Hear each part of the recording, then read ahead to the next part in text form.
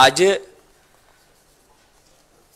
एक ऐसा, मैं किसी को आरोप नहीं लगा सकता, लेकिन ये सच्चाई है कि लास्ट 2019 के लोकसभा चुनाव में हमने ना सिर्फ भारतीय जनता पार्टी, समुचित झारखंड के एनडीए गठबंधन के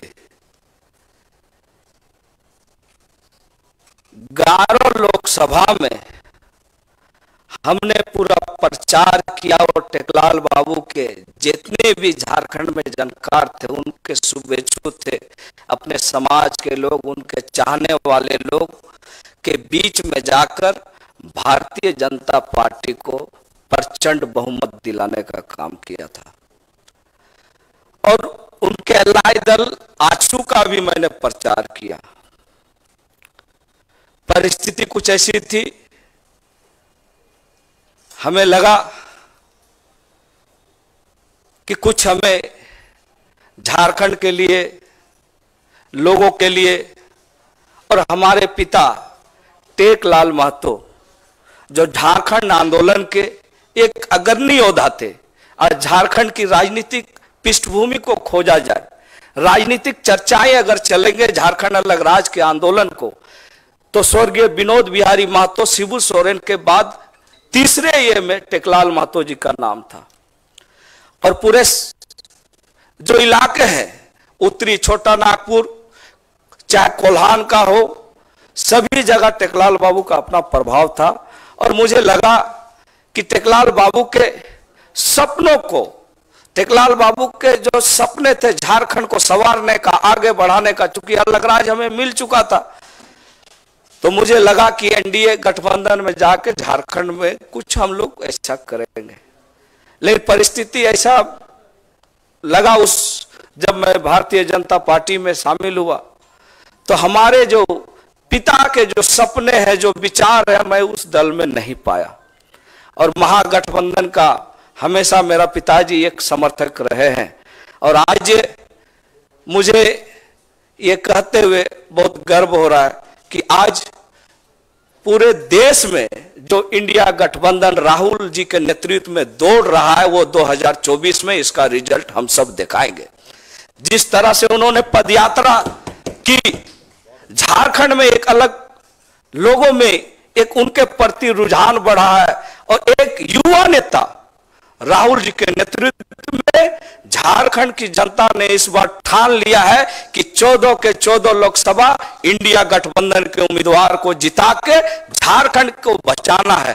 यही संकल्प के साथ हमने भी आज इंडिया गठबंधन को मजबूत करने के लिए और अपने पिता के उन विचारों को पूरा करने के लिए, जिनका सोच था कि झारखंड के आदिवासी, मूलवासी, अल्पसंख्यक का विकास हम कैसे करें, और आज जरूरत है कि उन विचारधारों को अगर कोई पूरा कर सकता है तो झारखंड में इंडिया गठबंधन, महागठबंधन के माध्यम से ही पूरा कर सकते हैं। इसीलिए आज हमने किसी राजनीतिक दबाव में नहीं, किसी लोभ लालच में नहीं, हमने इंडिया गठबंधन को आगे कैसे बढ़ाना है, झारखंड में हम कैसे टेकलाल बाबू के सपनों को पूरा करना है, इसलिए खरगे साहब जैसे लोगों के जो सोच है उसको हम धरातल पर कैसे उतारें। आदरणीय हमारे जो देश की जो हमारी राष्ट्रीय अध्यक्षा जो रही है श्रीमती सोनिया गांधी जी, उनके सपनों को हम कैसे झारखंड बनाएंगे। इसलिए आज मैं तहे दिल से और अंतरात्मा से अपने पिता के सपनों को पूरा करने के लिए और झारखंड में इंडिया गठबंधन को मजबूत करने के लिए आज मैं इस कांग्रेस में शामिल हो रहा हूं। आप सबों को बहुत बहुत जोहार, नमस्कार। स्वागत है आपके सवाल, ज्यादा सवाल आज पटेल साहब से पूछिए। लोकसभा का चुनाव लड़ेंगे और इसीलिए आपने ये दल बदल किया है, हजारीबाग से आपको कांग्रेस उम्मीदवार बना सकती है। देखिए, मैंने कहा कि अपने पिता के सपनों को झारखंड बनाना है, और महागठबंधन में ये चीज हम पाते हैं। इंडिया गठबंधन में चुनाव ये अलग चीज है।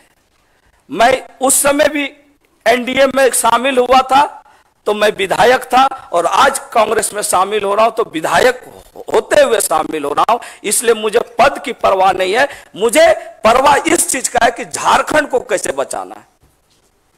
जीपी साहब, आप उस परिवार से आते हैं जहां पुरानी जो फैमिली है आपका, उनका एक विधायक कल भारतीय जनता पार्टी में शामिल हुआ। कांग्रेस की ओर से आरोप लगाया गया कि सीपीआई और ये तमाम चीज की वजह से वो चली गई, उनको परलोकल मिला। क्या आपको भी कुछ किया गया? आपको भी कुछ कहा? देखिए, आपको भी कुछ मिलेगा? मैंने पहले कह दिया कि मैं एनडीए में भी विधायक रहते हुए प्रचार किया था, और उस समय जब सीट शेयरिंग कंप्लीट हो गया था, अगर मेरे मन में उस तरह का बात रहता तो मैं भाजपा में पहले शामिल होता, उसके बाद एनडीए का प्रचार करता। और मैं आज इस बात का फिर आप सबों के बीच में कर रहा हूं कि मुझे सांसद का टिकट मिले चाहे नहीं मिले, मेरा एक ही लक्ष्य है, इंडिया गठबंधन को झारखंड में मजबूत करना। मेरा सपना साकार करते रहूंगा।